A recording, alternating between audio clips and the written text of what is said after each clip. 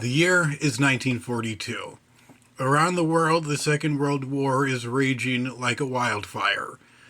In what is now present day Iran, a group of recently released Polish soldiers from the Soviet Union stumble upon a young boy at an abandoned train station. What they see makes them stop in their tracks, speechless and bewildered. It is not the boy that gets their attention, but who is traveling with the boy, with gnarly and massive teeth that are capable of tearing flesh, large paws, and thick brown fur. A stray bear cub is now sitting inches away from them. Now, completely off guard, the soldiers take a moment to contemplate their situation. They discuss what they should do next, asking questions amongst themselves, such as, how did the bear get here? Where does the bear belong? And, most importantly, what should we do with the bear? The soldiers are captivated by the bear's human like personality and warmth, and eventually they decide to take the bear under their care.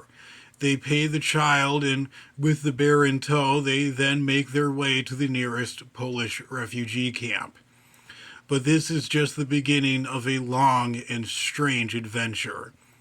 The bear cub stays with the soldiers for months, eating a diet that consists of fruits, marmalade, and syrup. Eventually, the soldiers decide to give him a name, Wojtek.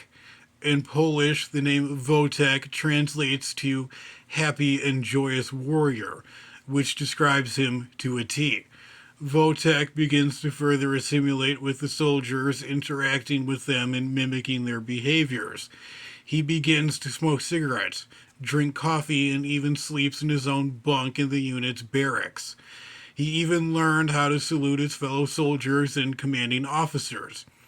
Soon, Wojtek becomes the unofficial mascot of his unit, the 22nd Artillery Supply Company.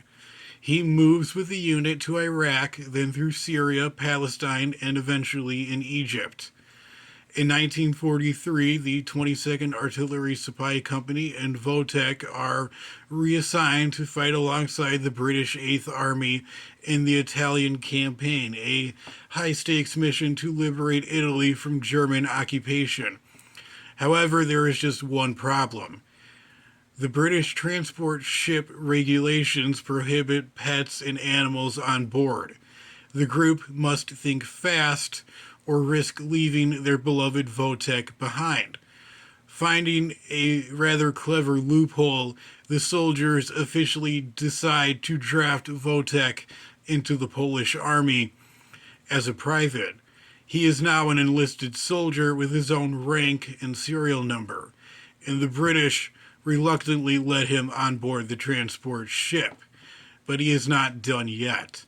It is now 1944. At the Battle of Monte Cassino, an effort by the Allied forces to advance to the eternal city of Rome, the capital of Italy, is one of the fiercest and most brutal battles of World War II. The German forces have dug in for a fight. Shots ring out continuously. Artillery and mortar shells fall like a heavy rain. There is chaos and danger at every turn. The 22nd Company is facing daunting circumstances and a decreasing number of men. Aware of the life and death situation at hand, Wojtek springs into action and does the impossible. Picking up cues from his fellow soldiers, Wojtek begins to pick up and carry the 100-pound crate of artillery shells to the Polish soldiers. Crate after crate after crate. He does this without dropping a single shell. Now, with fresh ammunition, the Polish troops ultimately prevail. For this heroic work, Wojtek gets promoted to sergeant. He fights alongside his unit until the war's end in 1945.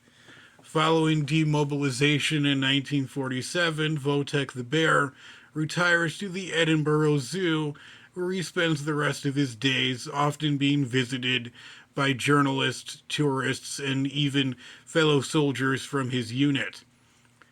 The former soldiers bring him gifts of marmalade and cigarettes. A celebrity in his own right, Wojtek is a frequent guest on the BBC News. On December 2nd, 1963, Wojtek peacefully passes away at the age of 87, and as a hero, he is buried by his unit with full military honors.